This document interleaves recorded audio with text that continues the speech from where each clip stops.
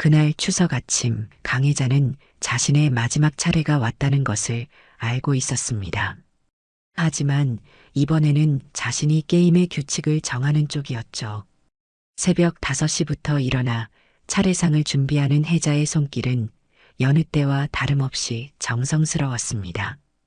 40년 가까이 같은 일을 반복해온 그녀에게 추석 차례는 이미 몸에 밴 의식과도 같았어요.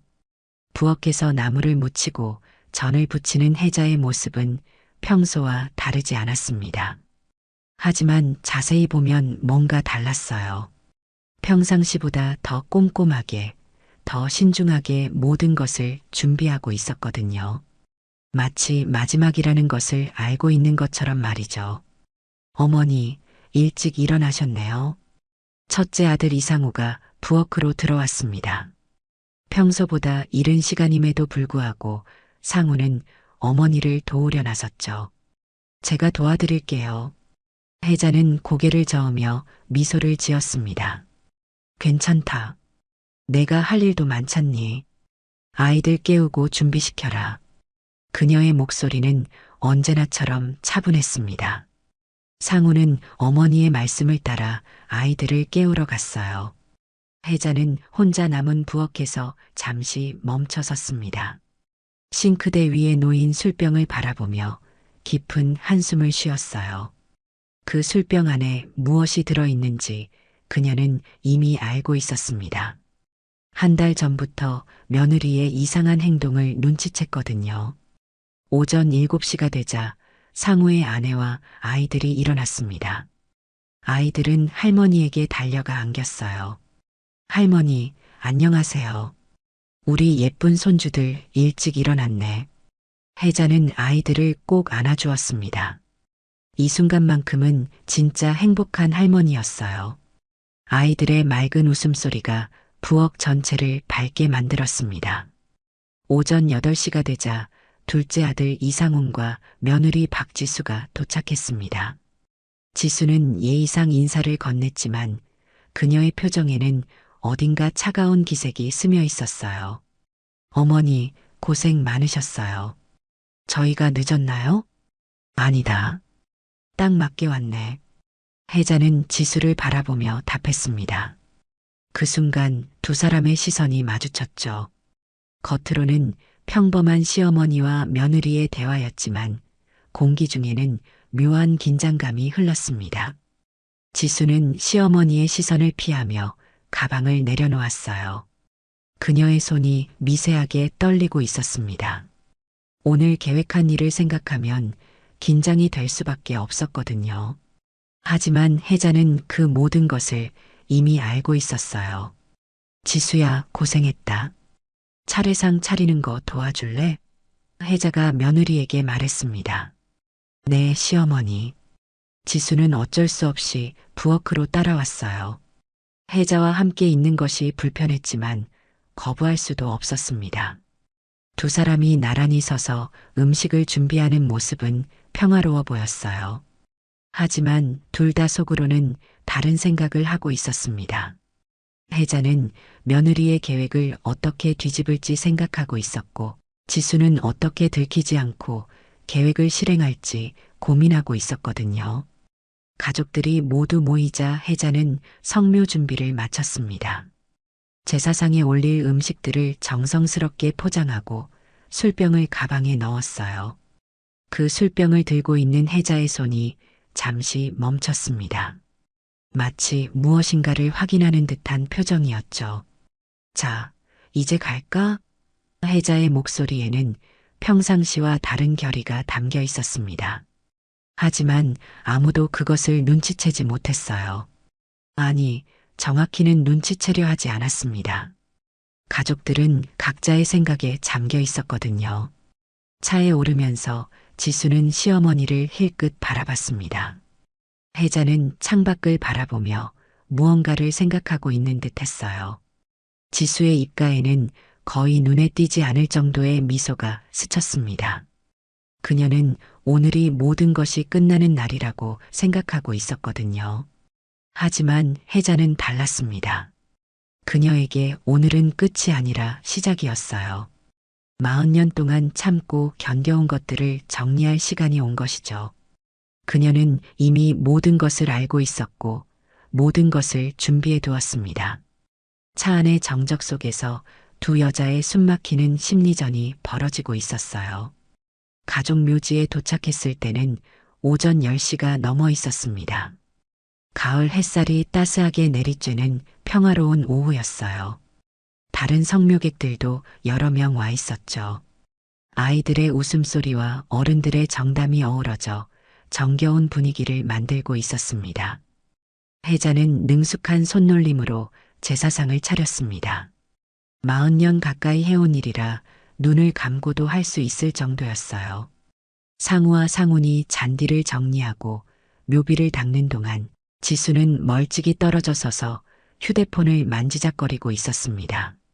할아버지, 안녕하세요. 손주들이 묘비 앞에서 큰 절을 했어요. 아이들의 맑은 목소리가 고요한 묘지에 울려 퍼졌습니다. 혜자는 그 모습을 보며 잠시 눈물이 글썽였어요. 남편이 살아있다면 손주들을 얼마나 예뻐했을까 하는 생각이 들었거든요. 아버지, 올해도 왔습니다. 혜자는 남편의 묘비 앞에 무릎을 꿇고 정중히 절을 했습니다. 그녀의 목소리에는 깊은 그리움이 담겨 있었어요. 많은 일이 있었지만 이제 정리할 때가 온 것 같습니다. 제사를 지내는 동안 혜자는 유독 오래 묵념했습니다. 마치 남편과 무언가를 이야기하고 있는 것 같았어요. 상우는 어머니의 모습을 보며 마음이 짠해졌습니다. 아버지가 돌아가신 지 10년이 넘었지만 어머니는 여전히 아버지를 그리워하고 있었거든요. 여보, 오늘 모든 것이 끝날 것 같아요. 혜자가 마음속으로 남편에게 말했습니다. 당신이 남겨준 마지막 선물을 이제 사용할 때가 됐어요. 제사가 끝나고 음복을 준비할 때였습니다. 혜자가 술잔을 따르려는 순간 낯선 여인이 다가왔어요. 40대 초반으로 보이는 그 여인은 혜자에게 조용히 말을 걸었습니다. 혜자 씨, 잠깐 이야기 좀 할 수 있을까요? 여인의 목소리는 긴장되어 있었습니다. 그녀의 손도 미세하게 떨리고 있었어요. 혜자는 술잔을 내려놓고 여인을 따라 조금 떨어진 곳으로 갔어요. 다른 가족들은 그들의 대화를 듣지 못했습니다. 혜자는 이미 이 여인이 누구인지 알고 있었어요. 그 술 드시지 마세요. 여인이 떨리는 목소리로 말했습니다. 며느리가 뭔가를 넣었어요. 제가 직접 봤습니다. 어젯밤에 그 여자가 무언가를 술병에 넣는 것을 봤어요. 혜자의 표정은 전혀 변하지 않았어요. 마치 이미 알고 있었다는 듯한 반응이었습니다. 고맙다. 이름이 뭐니? 정미영입니다. 박지수와 과거에 일이 있었어요. 제 친구가 그 여자 때문에 많이 아팠거든요. 자세한 이야기는 나중에 드릴게요. 알겠다. 나도 이미 알고 있었어.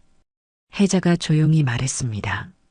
내가 걱정해줘서 고맙지만 내가 알아서 할 거야. 정미영은 혜자의 침착함에 놀랐어요. 정말 괜찮으세요? 위험할 수도 있어요. 괜찮아. 오히려 고맙다. 내가 증인이 되어줄 수 있으니까. 혜자는 의미심장한 미소를 지었습니다. 혜자는 고개를 끄덕이고 가족들에게 돌아갔습니다. 아무 일 없었다는 듯이 자연스럽게요. 하지만 그녀의 마음속에서는 이미 계획이 실행되고 있었습니다. 어머니, 누구세요? 지수가 신경질적으로 물었습니다. 혹시 자신의 계획이 들통났나 하는 불안감이 스쳤어요. 옛날에 알던 사람이야. 혜자는 담담하게 답하며 술잔을 들었어요. 그런데 이상한 일이 일어났습니다. 혜자가 지수의 술잔과 자신의 술잔을 바꿔든 것이죠. 어머니, 그건 제 것. 지수가 당황해서 말했지만 혜자는 이미 술을 입에 댔습니다. 괜찮다. 어차피 같은 술이잖니. 혜자의 목소리는 평온했어요. 하지만 그 순간 지수의 얼굴이 창백해졌습니다. 자신이 준비한 독이 들어있는 술잔을 시어머니가 마시게 된 상황이 벌어진 거예요. 시어머니, 그 술잔은. 지수가 급하게 말하려 했지만 이미 늦었습니다. 10분 정도 지났을 때 지수가 갑자기 복통을 호소하기 시작했어요. 아, 아파요. 배가 너무 아파요. 그녀는 땀을 흘리며 쓰러졌습니다. 자신이 준비한 독이 자신의 몸을 파고들고 있었거든요. 상훈이 급히 지수를 부축했어요. 여보, 괜찮아? 무슨 일이야? 혜자는 침착하게 구급차를 불렀습니다. 그녀의 손은 전혀 떨리지 않았어요. 마치 이 모든 상황을 예상하고 있었던 것처럼 말이죠. 다른 성묘객들이 모여들기 시작했고 묘지는 갑자기 소란스러워졌습니다. 병원 응급실은 긴장감으로 가득했습니다. 지수는 중독 증세로 응급치료를 받고 있었고 가족들은 복도에서 초조하게 기다리고 있었어요. 상우는 손을 부들부들 떨며 계속 응급실 문을 바라보고 있었습니다. 아내의 생명이 위험할 수도 있다는 생각에 정신이 없었거든요. 도대체 뭘 잘못 먹은 거야? 상훈이 혼잣말처럼 중얼거렸어요. 그의 목소리에는 절망감이 섞여 있었습니다. 상훈은 동생을 위로하려 했지만 자신도 상황을 제대로 파악하지 못하고 있었어요. 진정해, 상훈아. 의사 선생님이 잘 치료해 주실 거야. 그때 경찰이 도착했습니다. 병원에서 신고를 한 것이죠. 의심스러운 중독 사건이라고 판단했거든요. 2명의 경찰관이 응급실 앞으로 다가왔어요. 한 명은 중년의 남성이었고 다른 한 명은 젊은 여성이었습니다. 가족분들이시죠? 상황에 대해 몇 가지 질문드리겠습니다. 남성 경찰관이 말했습니다. 경찰관은 가족들에게 차례대로 상황을 물어봤습니다. 성묘에서 음복을 하다가 갑자기 쓰러졌다고 하시는군요. 술은 누가 준비했습니까? 제가 준비했습니다. 혜자가 차분하게 답했어요. 그녀의 목소리에는 떨림이 전혀 없었습니다. 오히려 너무 침착해서 경찰관들이 의아하게 생각할 정도였어요. 그런데 환자분과 어머님께서 술잔을 바꿔 드셨다고 하는데 맞습니까? 네, 맞습니다.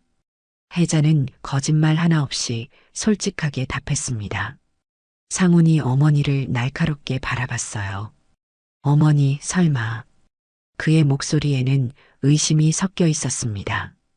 평소 어머니와 지수 사이가 좋지 않았던 것을 알고 있었거든요. 뭘 설마야? 혜자는 아들을 똑바로 바라보며 물었어요. 그녀의 눈빛에는 서늘함이 스며 있었습니다. 자신의 아들이 자신을 의심하고 있다는 사실에 실망감을 느끼고 있었어요. 어머니가 뭔가 하신 건 아니죠? 상훈의 질문에 상우가 깜짝 놀랐습니다. 상훈아, 그게 무슨 말이야? 어머니가 왜 지수를 해치겠어? 상우가 화를 내며 말했어요. 하지만 상우는 물러서지 않았습니다. 평소에 지수를 좋아하지 않으셨잖아요. 그리고 술잔도 이상하게 바꿔서 드셨고 상훈의 목소리는 점점 커졌습니다. 상훈이 형, 진정해. 어머니가 그런 분이 아니야. 상우가 동생을 말리려 했지만 상우는 이미 의심의 눈으로 어머니를 바라보고 있었어요. 경찰관이 메모를 하며 물었습니다. 술잔을 바꿨다는 것은 구체적으로 어떤 상황이었습니까? 혜자가 차근차근 답했어요. 며느리 잔이 예뻐서 바꿔서 마셨습니다. 그게 문제가 되나요? 그녀의 대답은 너무나 자연스러웠어요. 특별한 이유는 없으셨고요? 네, 별다른 이유는 없었습니다. 그 순간 응급실에서 의사가 나왔습니다. 환자는 의식을 회복했습니다. 다행히 생명에는 지장이 없어요. 하지만 확실히 독성 물질에 중독된 것 같습니다. 정확한 원인을 알아보려면 정밀 검사가 필요해요. 독성 물질이라고 하셨나요? 경찰관이 물었습니다. 네, 혈액 검사 결과 일반적이지 않은 화학물질이 검출됐습니다. 음식이나 술에 섞여 들어간 것 같아요. 가족들은 모두 충격에 빠졌어요. 특히 상우는 아내가 독에 중독됐다는 사실에 경악했습니다. 지수가 병실로 옮겨진 후 그녀는 상훈에게 속삭였습니다. 여보, 시어머니가 저한테 뭔가 했어요. 분명히 술에 뭔가를 넣었을 거예요. 상훈의 얼굴이 일그러졌어요. 정말이야? 확실해? 네, 분명해요. 평소에 저를 얼마나 싫어하셨는데요. 이번 기회에 저를 없애려고 한 거예요. 지수의 목소리에는 두려움과 분노가 섞여 있었습니다. 상우는 어머니를 의심하기 시작했어요. 평소 어머니와 지수 사이가 좋지 않았던 것은 사실이었거든요. 그리고 오늘 어머니의 행동도 뭔가 이상했습니다. 혜자는 이 모든 상황을 조용히 지켜보고 있었어요. 아들이 자신을 의심하는 눈빛으로 바라보는 것도, 며느리가 자신에게 누명을 씌우려는 것도 이미 예상한 일이었습니다. 그녀는 전혀 변명하거나 해명하려 하지 않았어요. 어머니는 뭔가 숨기고 계시는 것 같은데요. 경찰관이 말했습니다. 좀 더 자세히 조사해 보겠습니다. 혜자는 고개를 끄덕였어요. 그러십시오. 저는 도망가지 않겠습니다. 그녀의 목소리에는 당당함이 배어 있었습니다. 이틀 후 정미영이 혜자를 다시 찾아왔습니다. 이번에는 좀 더 한적한 카페에서 만났어요. 시내 외곽에 있는 조용한 카페였습니다. 혜자는 이미 그녀를 기다리고 있었어요. 창가 자리에 앉아 차를 마시며 생각에 잠겨 있었습니다. 혜자 씨, 기다리게 해서 죄송해요. 정미영이 다소 숨을 헐떡이며 들어왔습니다. 제대로 이야기할 시간이 됐네요. 혜자가 먼저 입을 열었습니다. 그녀의 목소리는 여전히 침착했어요. 정미영은 가방에서 몇 장의 사진을 꺼냈습니다. 이걸 보세요. 박지수가 3년 전에 한 일이에요. 사진 속에는 지수가 누군가의 음료에 무언가를 넣는 모습이 찍혀 있었어요. 휴대폰으로 몰래 촬영한 것 같았습니다. 화질은 좋지 않았지만 지수의 얼굴과 행동이 선명하게 드러나 있었어요. 제 친구 동생이에요. 김소영이라고 하는데 지수와 같은 회사에서 일했거든요. 승진 문제로 갈등이 있었어요. 소영이가 먼저 승진할 예정이었는데 지수가 그것을 방해했죠. 혜자는 사진을 자세히 들여다봤습니다. 그래서 나한테 경고해 준 거구나. 네. 처음에는 믿기지 않았어요. 하지만 증거가 있으니까요. 소영이는 그 후로 계속 아프기 시작했어요. 병원에 가봐도 원인을 찾을 수 없었고 결국 회사를 그만둬야 했어요. 정미영이 잠시 멈췄습니다. 그리고 지수가 최근에 독성 물질을 구입했다는 정보도 얻었어요. 제 친구가 사설 탐정 일을 하거든요. 혜자는 전혀 놀라지 않았어요. 역시 그랬구나. 혜자 씨는 이미 알고 계셨던 거죠? 정미영이 조심스럽게 물었습니다. 혜자는 고개를 끄덕였어요. 한 달 전부터 눈치챘어. 지수가 나를 보는 눈빛이 달라졌거든. 그리고 며느리가 갑자기 친절해지기 시작했지. 평소에는 말도 제대로 안 하던 애가 말이야. 어떤 식으로 친절해졌나요? 차도 타다 주고 어깨도 주물러 주고 평소 같으면 절대 하지 않을 일들을 했어. 그래서 이상하다고 생각했지. 혜자가 씁쓸하게 웃었습니다. 그럼 왜 술잔을 바꿔 마신 거예요? 혜자의 입가에 미소가 스쳤습니다. 함정을 파준 거야. 지수가 독을 탄 술을 자기가 마시게 만든 거지. 그러면 누가 진짜 범인인지 명확해지잖아. 정미영은 혜자의 말에 소름이 돋았어요. 그럼 지수가 자신이 준비한 독에 당한 거네요. 그렇지. 나는 아무것도 안 했어. 단지 술잔만 바꿨을 뿐이야. 혜자의 목소리에는 차가운 만족감이 스며 있었습니다. 하지만 아드님들이 혜자 씨를 의심하고 있잖아요. 혜자는 쓸쓸하게 웃었어요. 상훈이는 처음부터 나보다 지수 편이었어. 내가 뭘 해도 지수가 옳다고 생각하지. 그런 아들을 위해 내가 왜 변명해야 해? 큰아드님은 어떠세요? 상훈은 다르지. 그 애는 진짜 내 아들이야. 혜자의 목소리가 따뜻해졌습니다. 하지만 상훈이는 이미 내 아들이 아니야. 경찰 조사는 어떻게 하실 건가요? 가만히 있을 거야. 진실은 스스로 드러나게 되어 있어. 혜자는 확신에 찬 목소리로 말했습니다. 지수가 준비한 독극물, 지수의 지문이 묻은 술병, 모든 증거가 지수를 가리키고 있으니까. 정미영은 혜자의 침착함에 놀랐어요. 마치 모든 것을 계산하고 준비한 것 같았거든요. 혜자 씨는 정말 대단하세요. 어떻게 이런 상황을 예상하셨어요? 혜자는 창밖을 바라보며 말했어요. 40년 가까이 며느리들을 봐왔거든. 지수 같은 여자는 처음이 아니야. 하지만 이번에는 내가 당하고만 있을 생각이 없었어. 두 여인은 오랫동안 이야기를 나눴습니다. 정미영은 지수의 과거에 대해 더 자세히 알려줬고, 혜자는 자신의 계획에 대해 조금씩 털어놨어요. 서로 다른 이유로 지수를 경계하고 있었지만 목적은 같았습니다. 경찰서에서 나온 조사 결과는 충격적이었습니다. 술병에서 지수의 지문이 발견됐고 독극물도 검출됐어요. 더욱 놀라운 것은 지수가 한 달 전에 그 독극물을 구입했다는 증거까지 나왔습니다. 인터넷 쇼핑몰에서 화학물질을 주문한 기록이 남아 있었거든요. 상우는 믿을 수 없다는 표정으로 경찰관의 설명을 들었어요. 그럼 제 아내가 어머니를 독살하려 했다는 말입니까? 증거가 명확합니다. 부인이 독극물을 준비했고 술병에 넣었어요. 그런데 우연히 본인이 마시게 된 거죠. 경찰관이 냉정하게 설명했습니다. 상우는 동생을 붙잡고 말했어요. 상우나, 진정해. 아직 확실한 건 아니야. 하지만 증거는 너무 명확했습니다.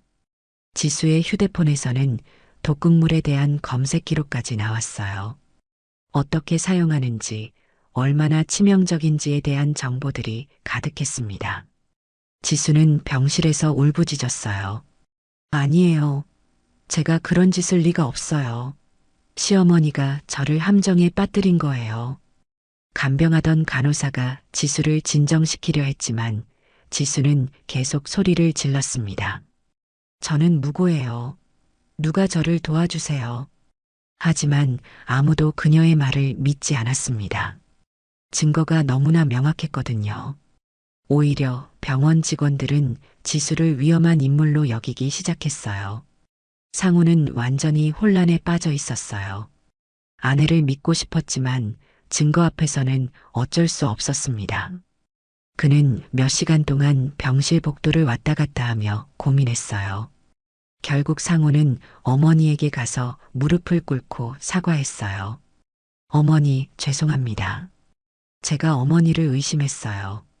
정말 죄송합니다. 하지만 혜자의 표정은 차갑기만 했습니다. 이제 와서 사과해서 뭐해? 내가 누구 편인지는 이미 충분히 봤어. 어머니. 상훈의 목소리에는 절망감이 묻어 있었어요. 상훈아, 넌 결혼하면서부터 내 아들이 아니었어. 지수 편에서 나를 의심하고 나를 범죄자 취급했잖아. 혜자의 목소리에는 깊은 실망감이 담겨 있었어요. 상우가 중재하려 했지만 혜자는 손을 저었습니다. 상우야, 넌 말리지 마. 이제 정리할 때가 됐어. 어머니, 그래도 상훈이는 동생이고 지수는 며느리잖아요. 며느리? 혜자가 비웃었습니다. 며느리가 시어머니를 독살하려고 해? 그게 며느리야? 그날 밤 혜자는 오랫동안 남편의 유품을 정리하며 생각에 잠겼어요. 서랍 깊숙이 감춰두었던 봉투를 꺼냈습니다. 그 안에는 남편이 남긴 진짜 유언장이 들어 있었어요. 지금까지 가족들이 알고 있던 유언장은 가짜였습니다. 남편은 혜자에게만 진짜 유언장을 전달하라고 변호사에게 부탁해 두었거든요.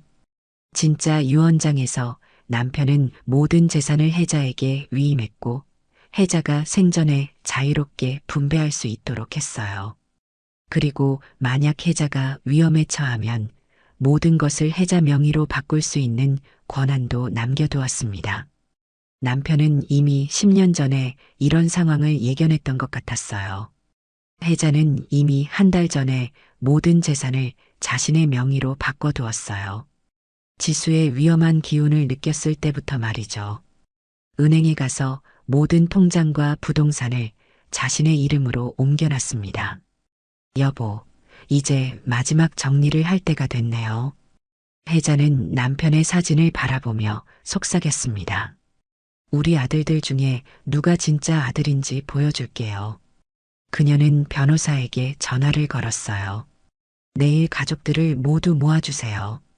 유언장 공개할 시간이 됐습니다. 변호사는 놀랐습니다. 혜자님, 정말 그렇게 하시겠어요? 한 번 더 생각해 보시는 게 어떨까요? 아니에요. 이미 결정했어요. 내일 오후 2시에 집으로 와주세요. 다음 날 오후 혜자는 가족 모임을 소집했습니다. 지수는 여전히 병원에 입원해 있었지만 경찰 조사가 끝나면서 외출 허가를 받아 집으로 올 수 있게 됐어요. 상훈이 휠체어에 지수를 태우고 집에 도착했습니다. 변호사도 함께 자리에 참석했어요. 거실에는 온 가족이 모였습니다. 상우와 그의 아내, 아이들까지 모두 왔어요. 아이들은 왜 이렇게 진지한 분위기인지 모르겠다는 표정으로 어른들을 바라봤습니다. 오늘 여러분을 부른 이유는 아버지의 유언장에 대해 이야기하기 위해서입니다. 혜자가 침착하게 말을 시작했어요. 상우와 상우는 의아한 표정을 지었습니다. 어머니, 아버지 유언장은 이미 공개됐잖아요. 형이 대부분 물려받는다고 했고요. 혜자가 미소를 지었어요. 그건 가짜였어. 뭐라고요? 상훈이 놀라며 물었습니다. 휠체어에 앉은 지수도 깜짝 놀란 표정이었어요. 변호사가 봉투를 꺼내며 설명했습니다. 고인께서는 2개의 유언장을 남기셨습니다. 하나는 가족들에게 공개한 것이고 다른 하나는 부인에게만 전달하라고 하신 진짜 유언장입니다. 그게 무슨... 지수가 떨리는 목소리로 말했어요. 고인께서는 모든 재산을 부인에게 위임하셨습니다. 그리고 부인이 생전에 누구에게든 자유롭게 분배할 수 있도록 하셨고요. 변호사가 유언장을 읽어나갔습니다. 가족들은 충격에 빠졌어요. 특히 지수의 얼굴은 창백해졌습니다. 자신이 노리던 유산이 애초에 존재하지 않았다는 뜻이었거든요. 또한 고인께서는 특별 조항을 남기셨습니다. 만약 부인이 위험에 처하거나 가족 내에서 배신을 당할 경우 모든 재산을 부인 단독 명의로 즉시 변경할 수 있다고 하셨어요. 혜자가 다른 서류를 꺼냈습니다. 그래서 한 달 전에 모든 재산을 내 명의로 바꿨어. 지수가 나를 해치려 한다는 걸 알았거든. 어머니, 그럼 우리는... 상훈이 당황해서 물었어요. 너희는 이제 내가 정하는 대로 받게 되는 거야. 혜자의 목소리에는 단호함이 담겨 있었습니다. 지수가 급히 말했어요. 시어머니, 제가 언제 시어머니를 해치려 했다고 그러세요? 저는 무고해요. 혜자가 지수를 똑바로 바라봤어요. 무고하다고? 내가 독극물을 준비한 건 증거로 드러났잖아. 그건 시어머니가 저를 함정에 빠뜨린 거예요. 함정? 혜자가 웃었어요. 내가 언제 너한테 독을 준비하라고 했니? 내가 언제 너한테 그걸 술에 타라고 했어? 지수는 할 말을 잃었습니다. 주변 가족들의 시선이 모두 자신에게 집중되고 있었어요. 혜자가 계속 말했어요. 나는 단지 술잔을 바꿨을 뿐이야. 내가 독을 준비한 건 내 선택이었고 그걸 사용한 것도 내 선택이었어. 상우가 조심스럽게 물었습니다. 어머니, 그럼 처음부터 지수가 어머니를 해치려 한다는 걸 알고 계셨던 건가요? 한 달 전부터 알았지. 지수가 갑자기 친절해지더라고. 그래서 이상했어. 혜자가 담담하게 답했습니다. 저는 정말 지수가 떨면서 말했지만 아무도 그녀의 말을 믿지 않았어요. 혜자가 마지막으로 말했습니다. 내가 진짜로 누구를 내 자식으로 여겼는지 이제 말할 때가 됐구나. 거실은 무거운 침묵에 빠졌습니다. 아이들도 심각한 분위기를 감지하고 조용히 있었어요. 혜자는 천천히 일어나서 창가로 걸어갔습니다. 혜자는 천천히 일어나서 창가로 걸어갔습니다. 그녀의 뒷모습에는 말할 수 없는 쓸쓸함이 배어 있었어요. 40년 동안 참고 견뎌온 것들이 이제야 터져 나올 때가 온 것 같았습니다. 오후 햇살이 창문을 통해 들어와 혜자의 모습을 따스하게 비추고 있었어요. 상우야, 너는 지금까지 나를 위해 살았어. 결혼하고 나서도 늘 어머니 걱정을 했고 어려운 일이 있으면 제일 먼저 달려왔지. 혜자가 상우를 바라보며 말했어요. 그녀의 목소리에는 깊은 애정이 담겨 있었습니다. 상우는 어머니의 말을 들으며 가슴이 뭉클해졌어요. 어머니, 너는 내가 아플 때 밤새 간병했고 내가 외로울 때 손주들을 데리고 와서 함께 있어줬어. 그런 너를 어떻게 잊겠니? 혜자가 상훈을 바라봤습니다. 상훈아, 너는 결혼하면서부터 달라졌어. 내가 며느리와 의견이 다르면 항상 며느리 편을 들었고 내가 틀렸다고 생각했지. 어머니, 상훈이 변명하려 했지만 혜자는 손을 저었어요. 더 중요한 건 너는 나를 믿지 않았어. 며느리가 쓰러졌을 때 가장 먼저 나를 의심했잖아. 내가 너희를 해칠 거라고 생각했어. 상훈의 얼굴이 창백해졌습니다. 어머니, 그때는 제가 당황해서 혜자의 목소리가 차가워졌습니다. 40년 동안 너를 키우고 사랑했는데 그런 나를 단 1초도 믿지 못했구나. 거실에 있던 모든 사람들이 숨을 죽이고 있었어요. 아이들마저도 할머니의 심각한 목소리에 움찔했습니다. 혜자가 결정적인 말을 했어요. 그래서 결정했어. 모든 재산은 상우와 상우 아이들에게 줄 거야. 상훈이와 지수에게는 한 푼도 주지 않을 거고. 어머니, 지수가 소리쳤어요. 그럴 수는 없어요. 저희도 가족이잖아요. 혜자가 차갑게 답했습니다. 가족? 가족이 가족을 독살하려고 해? 가족이 가족을 의심하고 경찰에 신고해? 시어머니, 제발. 지수가 울면서 말했지만 혜자는 돌아보지도 않았어요. 그때 문 밖에서 발걸음 소리가 들렸습니다. 경찰이 지수를 체포하러 온 것이었어요. 추가 조사 결과 지수가 과거에도 비슷한 일을 저질렀다는 증거가 나왔거든요. 정미영이 제공한 사진과 증언이 결정적이었습니다. 박지수 씨, 독극물 살인미수 혐의로 체포합니다. 경찰관이 수갑을 채우며 말했어요. 지수는 끝까지 저항했습니다. 아니에요. 시어머니가 저를 함정에 빠뜨린 거라고요. 저는 무고해요. 하지만 증거는 명확했어요. 지수가 독극물을 구입한 기록, 술병에 남은 지문, 그리고 과거의 유사범죄 기록까지 모든 것이 그녀의 범행을 입증했습니다. 상우는 아내가 끌려가는 모습을 보며 무너졌습니다. 그는 무릎을 꿇고 어머니 앞에 엎드렸어요. 어머니, 제가 잘못했습니다. 제가 어머니를 믿지 못했어요. 용서해 주세요. 혜자는 아들을 내려다보며 조용히 말했습니다. 상훈아, 이미 늦었어. 자식이라서 다 지켜주는 건 아니야. 가족이라서 다 함께 가는 것도 아니고. 어머니, 제발 한 번만 기회를 주세요. 제가 달라질게요. 너는 이미 선택했어. 나보다 지수를 선택했고 가족보다 개인을 선택했어. 그 결과를 받아들여야지. 상우는 어머니의 차가운 말에 절망했어요. 그제야 자신이 얼마나 큰 실수를 했는지 깨달았지만 이미 모든 게 돌이킬 수 없는 상황이 되어버렸습니다. 상우가 어머니에게 다가갔습니다. 어머니, 이제 그만하세요. 상훈이도 깨달았잖아요. 상우야, 너는 착하구나. 하지만 어떤 일들은 되돌릴 수 없어. 신뢰라는 건 한 번 깨지면 다시 쌓기 어려워.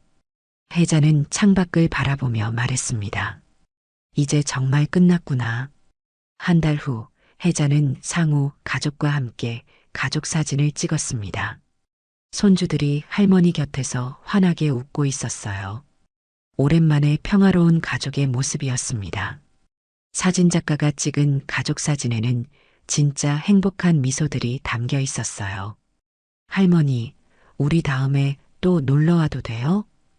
손녀가 혜자의 손을 잡으며 물었어요. 그럼 언제든지 와. 혜자의 얼굴에 따뜻한 미소가 번졌습니다. 지난 한 달 동안 잃어버렸던 평온함이 조금씩 돌아오고 있었어요. 아이들의 맑은 웃음소리가 집안을 가득 채웠습니다. 상우는 어머니를 바라보며 미안한 마음이 들었습니다. 어머니, 상훈이 일로 많이 힘드셨죠? 혜자는 고개를 저었어요. 이미 정리된 일이야. 더 이상 생각하지 않으려고 해. 하지만 그녀의 목소리에는 여전히 아픔이 배어 있었습니다. 그래도 어머니한테는 두 아들 다 소중하잖아요. 상우야, 너는 참 착한 아이구나. 하지만 어떤 선은 넘으면 안 되는 거야. 가족이라는 이름으로 모든 걸 용서할 수는 없어. 그때 멀리서 상훈이 서 있는 것이 보였습니다. 그는 담장 너머로 집을 바라보고 있었어요. 몇 걸음 다가오다가 멈춰서 어머니를 바라보고 있었습니다. 지수가 감옥에 들어간 후 그는 완전히 다른 사람이 되어버렸습니다. 후회와 자책으로 가득한 모습이었죠.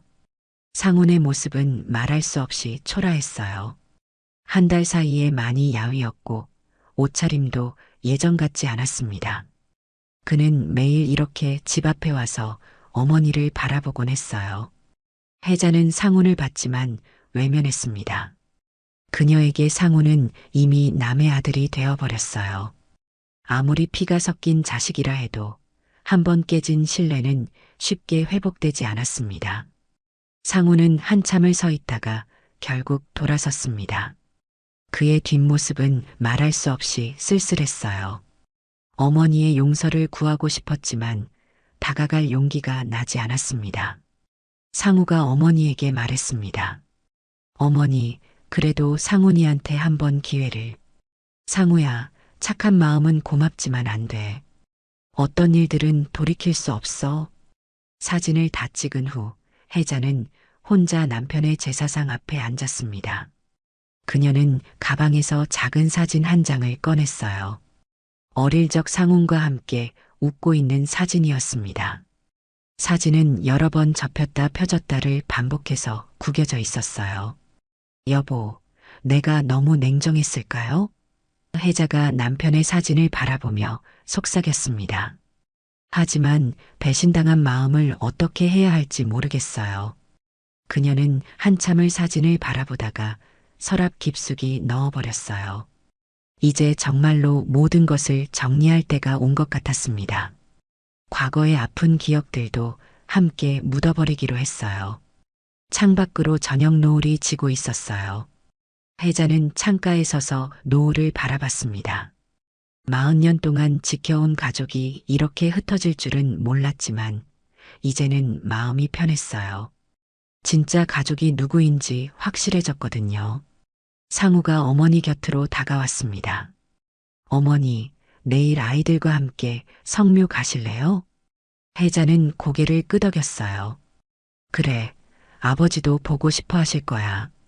그들은 함께 저녁 준비를 시작했습니다. 오랜만에 진정한 가족의 저녁 시간이었어요. 혜자는 이제야 진짜 평화를 찾은 것 같았습니다. 비록 아픈 대가를 치렀지만 그녀는 자신의 선택에 후회하지 않았어요. 손주들이 할머니 주위를 맴돌며 제잘거렸습니다. 할머니, 내일 또 올게요. 할머니 요리가 제일 맛있어요. 혜자는 아이들을 보며 행복한 미소를 지었습니다. 이제는 정말로 소중한 사람들만 남았어요. 가족의 의미를 다시 깨달은 순간이었습니다. 멀리서 상훈이 집을 바라보고 있었지만 혜자는 더 이상 돌아보지 않았습니다. 그녀에게는 이제 진짜 가족만이 남아있을 뿐이었어요. 새로운 시작이었습니다.